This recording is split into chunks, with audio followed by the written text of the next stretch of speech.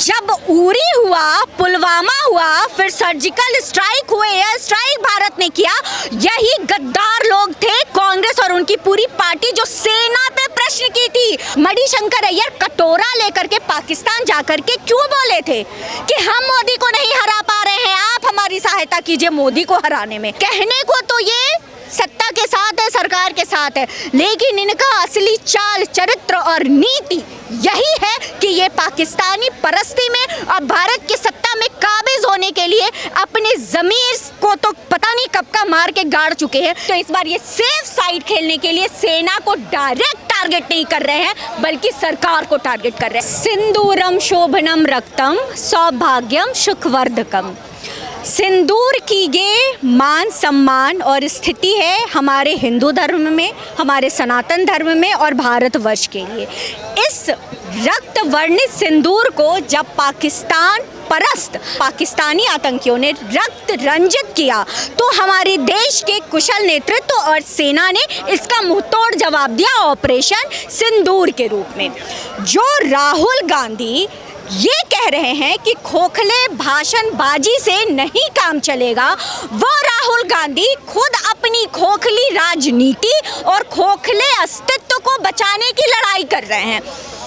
2 tenure के बाद तो कांग्रेस की हालत इतनी खराब थी अपने देश में कि 2 टेन्योर के बाद तो इतनी सीट जीत करके लोकसभा आती है कि इन्हें नेता प्रतिपक्ष बनने का सौभाग्य प्राप्त होता है। अब पता नहीं कितने जन्म लगेंगे इनको, इनके और कांग्रेस पार्टी के जो ख्वाब है कि प्रधानमंत्री बन जाएंगे, तो पता नहीं इसमें तो कितना जन्म लगेगा। 10 साल तो लग गए इनको नेता प्रतिपक्ष बनने में। पाकिस्तान परस्ती में नैरेटिव की लड़ाई एक बहुत बड़ी लड़ाई है और कांग्रेस आज से नहीं 47 से ही इस नैरेटिव की लड़ाई में पाकिस्तान का साथ दे रही है। अभी बहुत पहले नहीं जाते हैं, अभी की घटनाओं को ले लेते हैं। मणिशंकर अय्यर कटोरा लेकर के पाकिस्तान जाकर के क्यों बोले थे कि हम मोदी को नहीं हरा पा रहे हैं, आप हमारी सहायता कीजिए मोदी को हराने में। मोदी को हराने के लिए पाकिस्तान कैसे सहायता करेगा? क्या वोटर्स भेजेगा या आतंकी हमले करवाएगा? आप कौन सी मदद मांगने गए थे मणिशंकर अय्यर, और कौन सी मदद आपको मिल गई कि उसके बाद आपको 99 सीट आ गया? ये भारत की जनता जानना चाह रही है।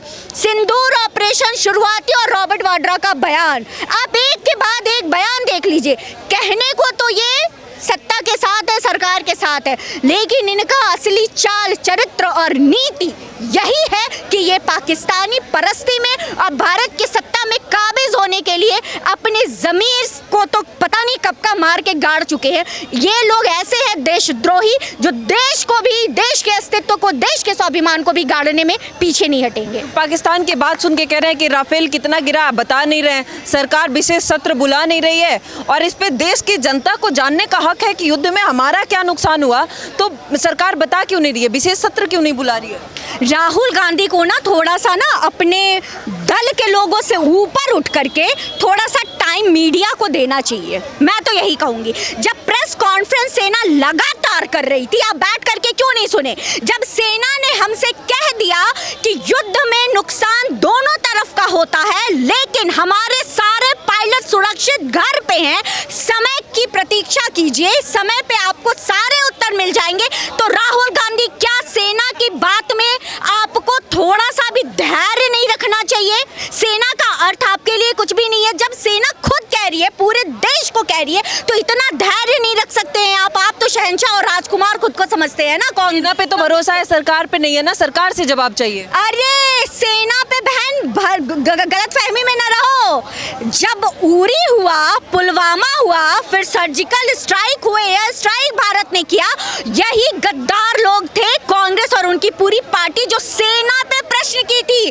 और उसके बाद जो करारी हार लोकसभा और हर जगह विधानसभा में मिली है ना, तो इस बार ये सेफ साइड खेलने के लिए सेना को डायरेक्ट टारगेट नहीं कर रहे हैं बल्कि सरकार को टारगेट कर रहे हैं। तो इनकी मंशा यही, आप सेना को नहीं टारगेट कर रहे हैं तो किसको टारगेट कर रहे हैं?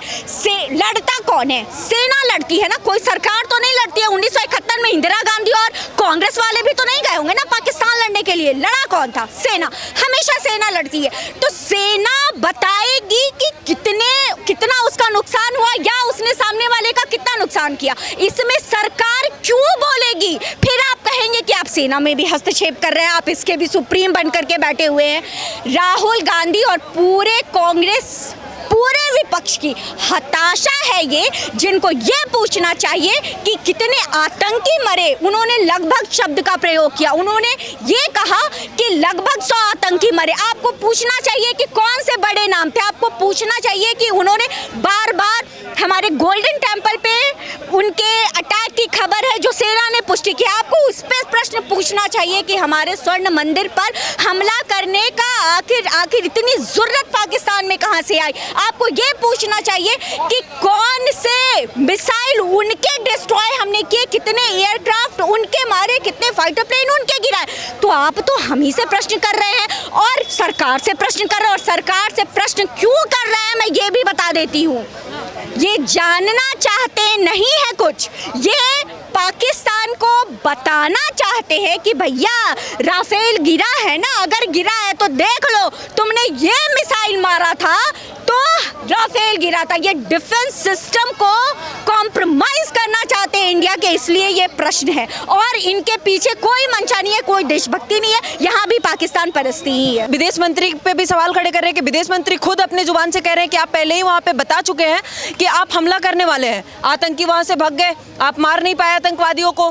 तो लगातार इस पे भी चर्चा हो रहा है। डीजीएमओ ने बताया था प्रेस कॉन्फ्रेंस में ही, सेना में हमारी व्योमिका सिंह और हमारी कुरैशी बहन ने भी बताया था कि हमने अटैक के साथ ये बात कही थी कि हमने आपके सैन्य ठिकानों पे नहीं, बल्कि आपके रिहायशी इलाकों में नहीं, बल्कि आपके आतंकी ठिकानों पर हमला किया है। तो क्या ये नहीं बताना चाहिए? और क्या एस जयशंकर ने ये कह दिया कि भैया पाकिस्तान सुन लो, हमने ये टारगेट लॉक किया है, हमारी ये मिसाइल इतने बजकर के इतने मिनट पर आपको दागने वाली है, आप भाग जाओ। ये बार जो कह रहे हैं कि हाफिज सईद भाग गया, या कह रहे हैं कि मसूद को जो है इससे लाभ मिला, तो अगर लाभ मिलता तो पूरा परिवार लेकर के भागता ना। मसूद अजहर की पत्नियां, बीवियां, बच्चे, भतीजे, भाई, भगने, ये क्यों मर गए?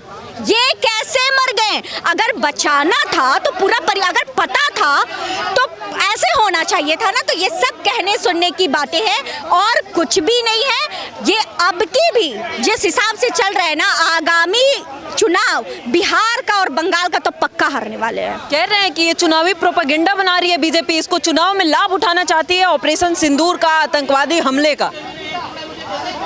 तो 1947 का बंटवारा जो नेहरू जी ने करवा दिया, वो भी क्या लाभ लेने के लिए किया था क्या, कि हम बैठ जाए भारत के प्रधानमंत्री के गद्दी पर? अब सुने ये प्रश्न, जनता पूछेगी और इनको उत्तर देना पड़ेगा। 71 में लड़ाई तो पाकिस्तान की आपसी थी ना, बांग्लादेश और पाकिस्तान, ये बीच में क्यों कूदे? कौन से चुनाव का लाभ लेना था? कूदे तो कूदे, 71 में पाकिस्तान के 2 टुकड़े किए, उस समय पीओके क्यों नहीं लिया? किसको लाभ पहुंचाना था? जब छाती पे आप पाकिस्तान के चढ़ ही बैठे थे इंदिरा गांधी के समय में, उस समय पीओके क्यों नहीं लिया? कह तो रहे हैं कि आयरन लेडी थी, अमेरिका को हमने चुप करा दिया, और आज अमेरिका के कहने पे आप सीज फायर कर रहे हो। जो ट्रम्प है वो मानसिक संतुलन उनका बिगड़ चुका है। वो अपना ही पूरा टर्नओवर पूरा कर पाएंगे कि नहीं, इस पे मुझे शक है। बिल्कुल वो मौसम की तरह जो बदल रहा है ना, पल में तोला पल में मासा। अभी कुछ बयान फिर दो रोज के बाद वो बयान दे रहे हैं कि नहीं हमने मध्यस्थता नहीं की, फिर तीसरे दिन कर रहे हैं, फिर एप्पल को कह रहे हैं सीईओ भाई साहब आप हमारा जो ये है ना फैक्ट्री वो भारत मत ले जाना। और जब एप्पल के सीईओ ने करारा जवाब दे दिया कि हम तो जाएंगे भारत ही, तो आज कह रहे हैं कि जाओगे अमेरिका से बाहर तो 25% टैरिफ लगा देंगे। तो जिस देश के राष्ट्रपति का उसका एक सीईओ नहीं सुन रहा है, तो और उस देश के राष्ट्रपति का जिसने अपने मान सम्मान को खुद बीच चौराहे पे ला दिया है, जो खुद झगड़े में ताऊ बनने के फिक्र में, उनको शांति दूत बनना है। इनके तो ट्रम्प भाई साहब का अगर आपने जिक्र ही कर दिया तो ये तो यूक्रेन वाली लड़ाई भी रुकवाने वाले थे, गजा वाली भी लड़ाई रुकवाने वाले थे, क्यों नहीं रुकवाए? अब वो तो रुकवा नहीं पाए, इनको बीच में दिखा एक भारत पाकिस्तान में घटनाएं शुरू हुई तो जो है वो क्रेडिट लेने के लिए हम हैं और इसकी बेस्ट पॉलिसी भारत दिखा रहा है कंप्लीट इग्नोरेंस जो सरकार की तरफ से है और हमें जहां जिसको जिस रूप में उत्तर देना हम दे रहे हैं और हम देते रहेंगे। इस पे भी कांग्रेस कह रही है कि दोस्ती निभा रहे हैं मोदी जी, क्यों नहीं ट्रंप को जवाब दे पा रहे हैं? आपने 60 साल आप बैठे रहे देश की सत्ता पे, 45 के आसपास ही जब हिरोशिमा और नागासाकी पे परमाणु बम के अटैक हुए थे। जापान देख लीजिए अपनी अर्थव्यवस्था को कहाँ ले गया। लमसम वही समय तो हमें भी मिला। आप 60 साल में क्या कर रहे थे? कोदो छिल रहे थे। आप क्यों नहीं लेकर के गए? अमेरिका आज के डेट में बिल्कुल सबसे पावरफुल नेशन है और ये सिर्फ भारत के लिए नहीं है, ये सबके लिए है। तो आपने भारत को उस स्थिति में नहीं लाया और आप आज उम्मीद कर रहे हैं क्योंकि भारत जो है एक सशक्त राष्ट्र, चौथी अर्थव्यवस्था तो बन गया। अमेरिका को इतनी चुल्ल क्यों मची हुई है पता है? क्योंकि मोदी जी के नेतृत्व में भारत लगातार जो है वो वृद्धि कर रहा है, विकास कर रहा है और ये बात अमेरिका और चाइना विशेष रूप से बर्दाश्त नहीं कर पा रहे हैं और यही बात बर्दाश्त नहीं हो पा रही है राहुल गांधी से और समक्ष जो है वो विपक्षी जो नेता है। अच्छा, आखिरी सवाल मेरा डेलीगेशन से लेकर। डेलीगेशन को कह रहे हैं कि ये टूरिज्म बना के रख दिया है, इसकी ज़रूरत ही नहीं थी, क्यों भेजना है 5-5 नेताओं को? इतना ज़्यादा खर्चे हो रहे हैं डेलीगेशन में, करना क्यों है? विदेश में आप बता रहे हैं, देश को बता नहीं रहे हैं। कांग्रेस की जेब से जा रहा है क्या खर्चा? जनता के टैक्स से जा रहा है, जनता का जनता ने विरोध किया, विरोध तो आप कर रहे हैं। जनता तो ताली बजा रही है, जनता तो कह रही है कि भेजिए पाकिस्तान को बेनकाब कीजिए। ये डोजियर खेलने वाले कांग्रेस वाले 26/11 भी तो बहुत बोल रहे हैं ये नहीं किया वो नहीं किया। 26/11 में आपने कहा कि आतंकियों को नहीं मारा गया, नहीं मारा गया। सेना ढूंढ रही है और ढूंढेगी और मारेगी। लेकिन आप मुझे एक बात बताइए कि कोई इलाके का गुंडा आपके घर में अगर 2 व्यक्ति भेज करके बदमाशी करवाता है, लूट मार करवाता है, तो उस 2 इंसान को उस समय मारने के बाद आपका मारने से ज्यादा आपके लिए क्या इंपॉर्टेंट होगा? उस इंसान को टारगेट करना जो कॉन्स्पिरेसी कर रहा है। तो भारत सरकार वही कर रही है, कॉन्स्पिरेसी करने जो जड़ है उस पे वार कर रही है, आपकी तरह डोजियर नहीं कर रही है। 26/11 पूरे भारतवर्ष के इतिहास में सबसे बड़ा आतंकी हमला रहा है। आपने क्या किया? आप तो डोजियर खेल रहे थे। ये तो पुलिस की और सेना की बहादुरी थी कि पकड़ लिया गया, लेकिन आपने पाकिस्तान जिसने करवाया उसका क्या किया? ये जो हम पालिका बाजार के यहाँ बैठ के अभी रात में इतने मज़े से जो डिबेट कर रहे हैं, ये हो सकता था क्या कांग्रेस की सरकार में जब यही पालिका बाजार में फूटा करते थे? इस सरकार की सबसे बड़े क्रेडिट में से एक क्रेडिट ये है कि इसने आतंक को जम्मू कश्मीर में समेट करके रखा है, पूरे भारत को इस आतंकी हमलों से बचा करके रखा है। और ये सारी बातें राहुल गांधी को दिखाई नहीं देती हैं कि सुनाई नहीं देती है, या 54 साल के हो गए हैं तो उम्र का असर है, पता नहीं मुझे। अच्छा, कल फिर से एक बार सवाल पूछ ले, राहुल गांधी ट्वीट करके सवाल पूछ रहे हैं कि मोदी जी भरोसा कैसे कर सकते हैं पाकिस्तान पे? आप पाकिस्तान पे भरोसा करके सीज फायर कर दिए, कैसे पाकिस्तानियों पे भरोसा कैसे हो गया सरकार को? आपने कैसे भरोसा कर दिया था जो 1991 में आपकी समर्थित सरकार ने पाकिस्तान के साथ जो है वो कई सारे समझौते साइन कर लिए थे कि हमारी आर्मी मूवमेंट तक हम एक दूसरे को बताएंगे। आप क्या कर रहे थे? ये राहुल गांधी की मैं बार बार बोलूँगी हताशा है, और ये जो 99 के चक्कर में फंसे हैं ना आपकी लोकसभा में, वो थोड़ा सा ना और बोरा टाइप के गए हैं। उनको नहीं समझ में आ रहा, उनको लग रहा है ना कि शायद यही 3-5 करते ना शायद वो कुछ और सीट हासिल कर ले, लेकिन ऐसा नहीं होने वाला है। कुछ चंद गद्दारों को अगर छोड़ दिया जाए और नेताओं को अगर छोड़ दिया जाए तो पूरा भारत एक है और वो देख रहा है। चाहे वो जो है वो बोल करके जाहिर नहीं कर रहा है, लेकिन वो देख रहा है कि सरकार क्या कर रही है और सेना क्या कर रही है और हम सब एक साथ खड़े हैं।